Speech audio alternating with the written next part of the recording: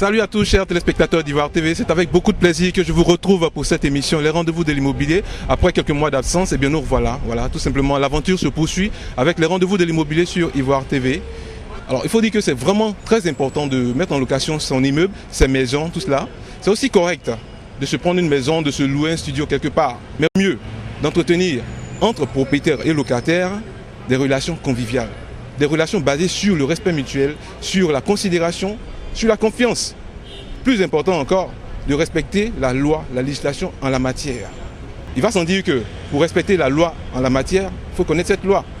Qu'en est-il concernant les droits et les devoirs des propriétaires et des locataires? C'est ce que nous allons découvrir avec Maître Ayepo Depo Justine. Elle est huissier de justice de la Chambre des huissiers de justice de Côte d'Ivoire.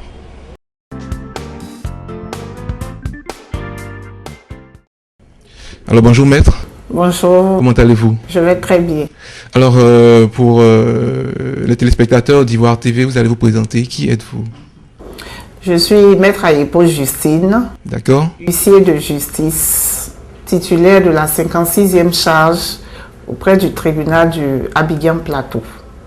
Et je suis installée depuis 2002 à l'immeuble Alpha 2000 où j'exerce. Donc depuis 2002, vous êtes huissier de justice? Non, je suis huissier depuis 1990. 90. Mais j'étais à Boaké. D'accord. Depuis l'année 2002, j'ai demandé à être... Votre transfert? Mon transfert sur Abidjan. Et depuis l'année 2002, je suis installée à l'immeuble Alpha 2000. Ok, ok. Alors l'on dit que les huissiers sont là seulement quand il s'agit d'expulser. Ils sont très souvent de connivence, de mèche avec les propriétaires de maisons. Est-ce totalement faux? C'est faux. Totalement faux? C'est totalement faux. D'accord. Donc en deux mots, un huissier, ça consiste en quoi? L'huissier de justice est un auxiliaire de justice.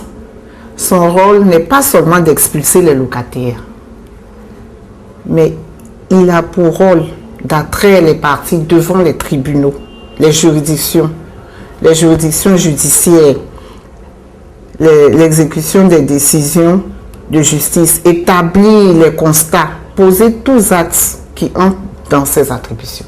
Mais c'est ce qui revient souvent. On dit que bon, les huissiers ils sont toujours complices contre les locataires. Les huissiers n'ont jamais été complices contre les locataires. Donc vous êtes ferme, ils ne sont pas complices? Pas du tout. L'huissier n'intervient pour expulser un locataire que lorsqu'il a une décision d'expulsion qui a été rendue par le tribunal. Cet acte, bien entendu, est du ressort exclusif de l'huissier de justice. C'est l'huissier qui doit expulser, ce n'est pas le propriétaire. Et pourquoi on en arrive à l'expulsion? C'est parce que le locataire n'a pas rempli ses devoirs, il n'a pas respecté ses obligations. D'accord, nous allons y arriver. Alors, quels sont les litiges qui reviennent très souvent entre propriétaires et locataires que vous avez eu pour habitude de connaître? Les litiges que j'ai pour habitude de connaître naissent souvent du non-paiement des loyers. Les locataires ne payent pas leur loyer. Ils sont souvent de mauvaise foi. De mauvaise foi? Oui, ils ne payent pas. Je préfère, c'est un mot fort, mais c'est ce qui... Peut-être ils payent en retard. Il y en a qui payent en retard. Même quand on leur dit qu'ils vont être soumis à des pénalités, ils s'arrangent pour ne pas payer. Le jour du paiement, ils disparaissent. Ils ne payent pas. Ils payent en dilettante, en monnaie de singe, de sorte que le propriétaire n'a pas d'autre choix que de les attraire devant les tribunaux pour avoir soit l'expulsion ou le paiement de ses loyers. Ils vous diront que le pays est cher, il y a trop de problèmes, donc ça peut arriver, le propriétaire doit comprendre. Le pays est cher, cela va de soi, le pays est cher et ça s'impose à tous.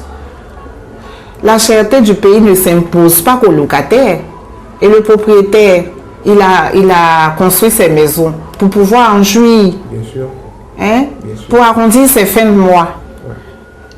Et on n'oblige pas le locataire à prendre un loyer qu'il ne peut pas supporter. Ça, c'est vrai. D'où le problème de cherté de la vie ne tient pas.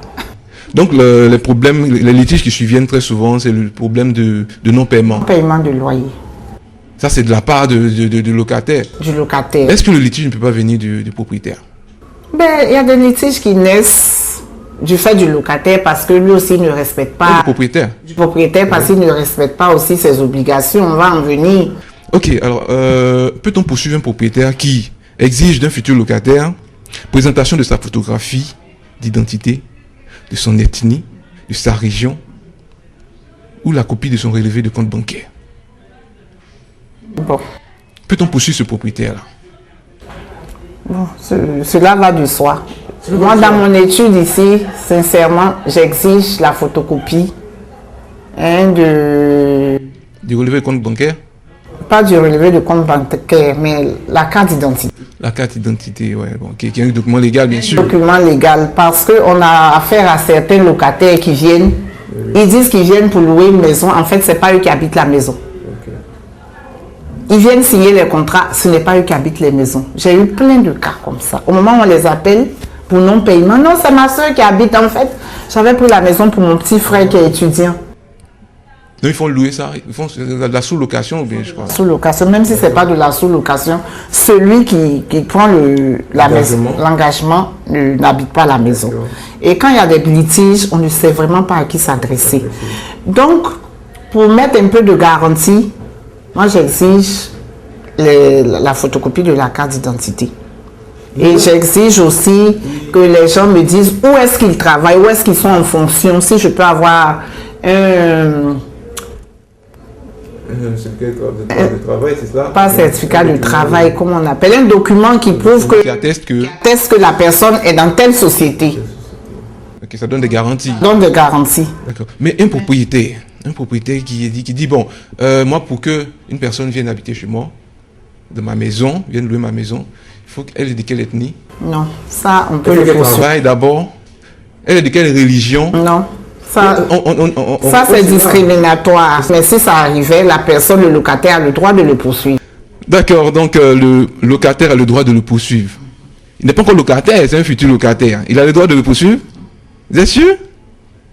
Il peut le poursuivre si on demande, si on le soumet à ces conditions-là avant de lui louer une maison. C'est pas normal. C'est pas normal. D'accord. Il a le droit de louer une maison. Quand il en a, s'il a la possibilité de payer, s'il remplit les conditions. Moi, je pense que la première condition ici, c'est le moyen.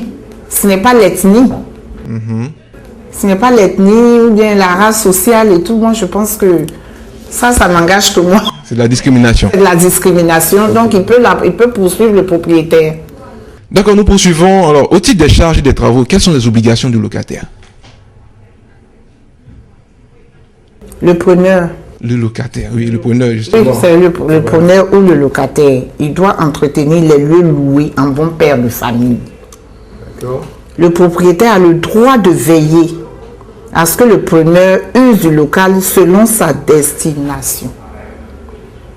Quand on dit en bon père de famille, il doit utiliser les lieux qu'on lui a loués comme sa propriété. D'en prendre soin. En prendre soin. Dans notre jargon, on dit un bon père de famille. Ok. Voilà. Donc, quels sont les droits que le locataire peut revendiquer en toute quiétude? Le locataire a le droit de bénéficier d'un toit et des murs en bon état. Bon état. La remise des clés afin que le locataire puisse aménager dès la conclusion du bail. C'est un droit. Souvent, on assiste à des scènes. On fait l'état des lieux, on ne remet pas les clés, on attend de voir si on peut avoir un autre locataire plus offrant et on fait traîner. Ah, ça se fait, vous rencontrez ça souvent? On rencontre ça souvent avec les propriétaires.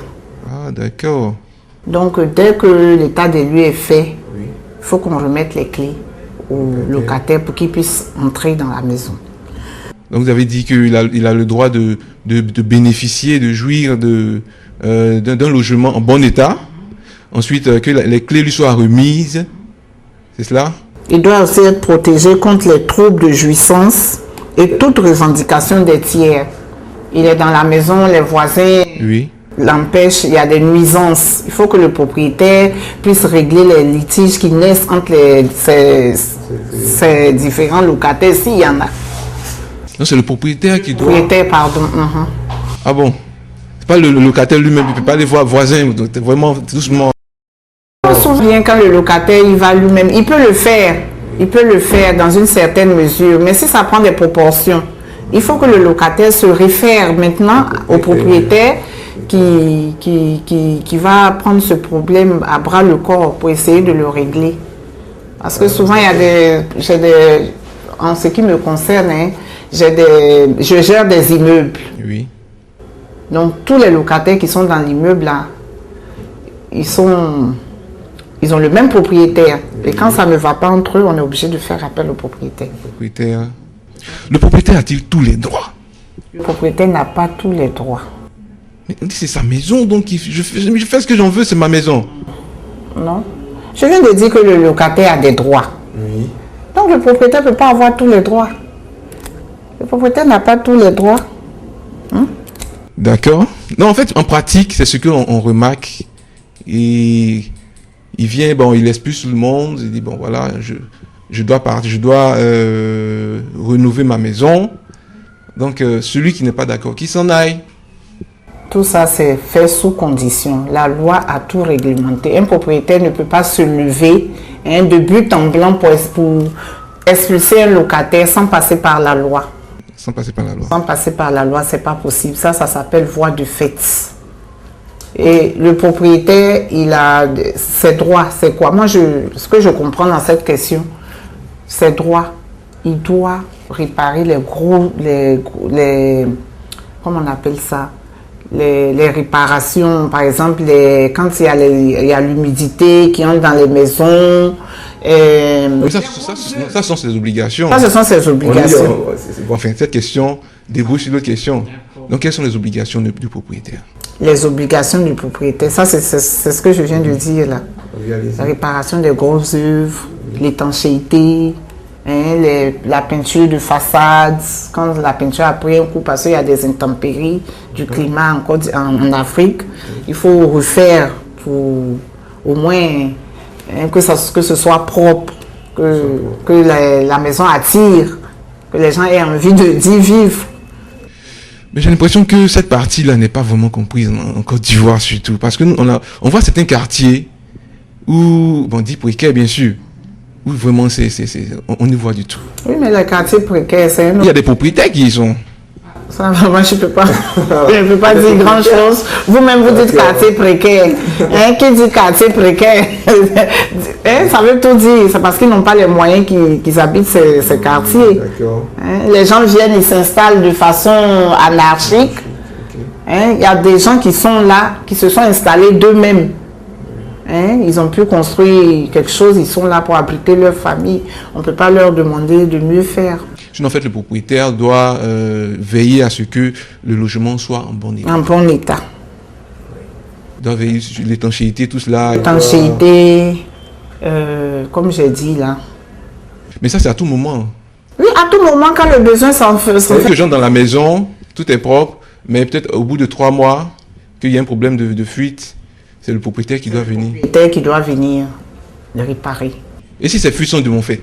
Si les fuites sont de votre fait, vous réparez de vous-même. Par exemple, un robinet qui coule, un WC qui est défectueux, à cause de l'utilisation que vous en faites, vous réparez. Vous appelez un plombier, vous réparez. Là, nul n'a besoin de faire appel au propriétaire. Là, vous n'avez pas besoin de faire appel au propriétaire.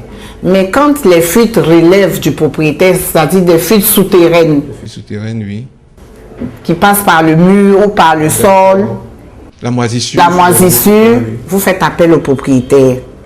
Ou bien, vous faites un devis que vous lui soumettez. Avant de réparer, il faut que vous ayez son autorisation. Vous ne pouvez pas réparer avant de l'informer. Il faut que vous soyez au même niveau d'information. D'accord. Alors, peut-on engager des travaux quand on est locataire, par exemple? L'envie me prend d'engager des travaux de décoration, de transformation de mon logement. Est-ce que je peux? Bon, si vous voulez engager des travaux de décoration, que ça n'empiète pas vraiment sur la maison, c'est-à-dire ça ne transforme pas la maison en elle-même, vous pouvez. Mais à partir du moment où vous devez transformer la maison, il faut l'autorisation du propriétaire. Absolument. Ou bien alors... Je veux améliorer le cadre. Vraiment, je trouve que la maison qui m'a loué, bon, la peinture ne convient pas trop à ce que je veux, je peux changer de peinture? Oui, la peinture, vous pouvez la changer parce que ça ne transforme pas la Ça ne maison. transforme pas la maison. Et vous pouvez faire la peinture. Si au départ, il y avait une peinture blanche, que vous voulez mettre une peinture jaune ou rouge ou bleue, ça, c'est votre choix. Mais au moment de votre départ, vous remettez la peinture initiale. Quand on va faire l'état des lieux, vous remettez la peinture parce que c'est pas sûr que celui qui va venir ait le même goût, soit du même avis que vous. Même si la maison est toute belle. Les goûts et les couleurs, on en discute. D'accord, c'est vrai. Mais je peux mettre des staffs. Tout ça, vous devez demander Ça participe pas de l'autorisation. la modification. Non. Vous devez demander vous devez demander la permission, l'autorisation au propriétaire.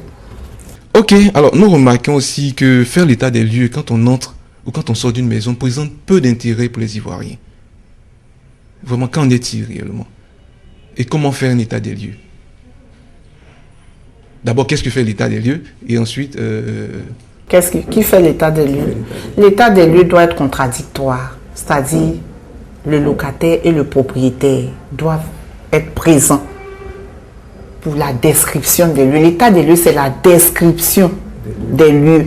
C'est-à-dire, les pièces, la peinture, est-ce que la peinture est propre? Est-ce que la chambre, tout est en bon état? Il faut tout contrôler. Et souvent, on ne fait pas attention à cela, ce détail-là. C'est dommage. C'est de là que partent tous les conflits. Tout à l'heure, on a dit que les conflits naissaient du non-paiement. Non-paiement, oui. Mais il y a aussi l'état des lieux. Il y a des locataires qui viennent, ils sont pressés, ils n'exigent pas l'état des lieux. Et quand ils partent de la maison, on leur exige de remettre la maison en état. En état, oui. Et là, ça cause des problèmes. Donc, lorsqu'on entre, il faut faire l'état des lieux. Il faut faire l'état des lieux, Également, remettre la maison en état, comme vous l'avez trouvé. Ok. C'est dommage que les locataires n'en tiennent pas compte. Mais comment faire? C'est-à-dire que est-ce que je dois venir avec une caméra, un appareil photo? Vous pouvez venir avec une caméra pour faire les photos comme vous voulez. Mais il faut que l'état des lieux soit fait avant que le locataire n'entre dans la maison. Ok, d'accord. Alors, étant donné que les litiges sont fréquents entre bailleurs et locataires, qu'est-ce qu'il faut savoir sur les procédures en vigueur? Parce que nous en voyons de tout sur ce sujet-là. On voit des locataires qui traduisent le propriétaire devant la gendarmerie. Ils vont prendre des convocations. Est-ce qu'il y a des procédures en vigueur? Il y a des procédures en vigueur. Qu'en est-ce des litiges? Oui. Est-ce que vous pouvez nous en dire?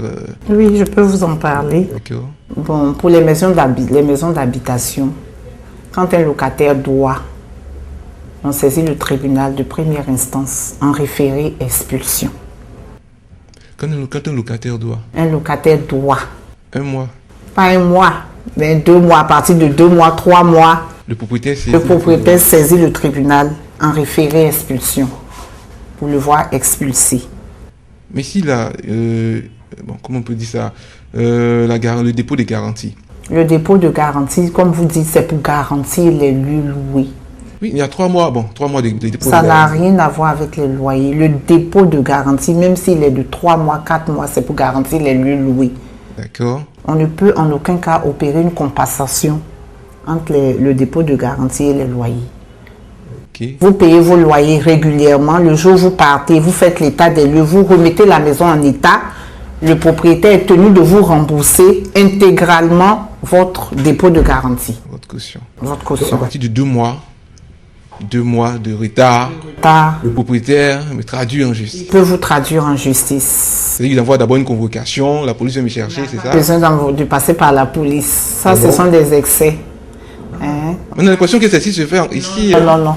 Non. On se chamaille et puis bon, on dit bon voilà, je fais ce que tu veux, amène-moi. C'est par ignorance que les gens vont à la police. Sinon, c'est le tribunal qui est compétent pour cette question, pour connaître de cette affaire.